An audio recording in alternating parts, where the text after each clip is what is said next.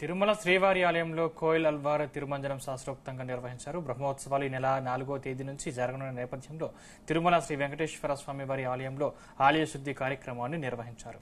ఏడాదిలో 4 సార్లు ఆలయ శుద్ధి కార్యక్రమం చేస్తారు. దీనిని కోయిల్ ఆళ్వార్ తిరుమంజనం అంటారు. ఆలయంలోని ఆనంద నిలయం మొదలుకొని బంగారు వాకిలి వరకు శ్రీవారి ఆలయం లోపల ఉపాలయాలు, ఆలయ ప్రాంగణం, గోడలు, పైకప్పు, పూజా సామగ్రి తదితర అన్ని వస్తువులను నీటితో శుభ్రం చేశారు.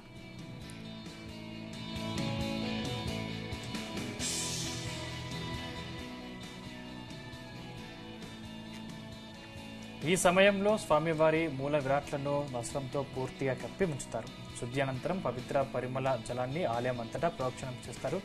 అనంతరం స్వామివారి మూల విరాట్కు కప్పిన వస్త్రాన్ని తొలగించి శాస్త్రోక్తంగా పూజలు నిర్వహించి భక్తులను శ్రీవారి దర్శనానికి అనుమతిస్తారు.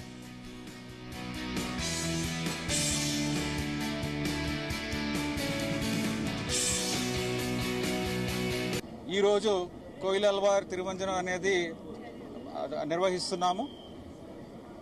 కోయిల్ అల్వార్ తిరుమంజనం అంటే భక్తులు స్వయంగా ఆలయ ప్రాంగణము అలాగే గర్భగుడి అంతా శుభ్రం చేయడం అన్నమాట.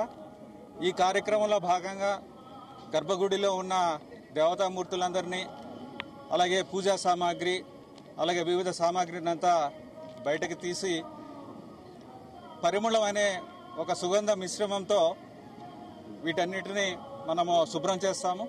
ఈరోజు కోయిల్ అల్వార్ తిరుమంజనం అనేది నిర్వహిస్తున్నాము. కోయిల్ అల్వార్ తిరుమంజనం అంటే భక్తులు స్వయంగా ఆలయ ప్రాంగణము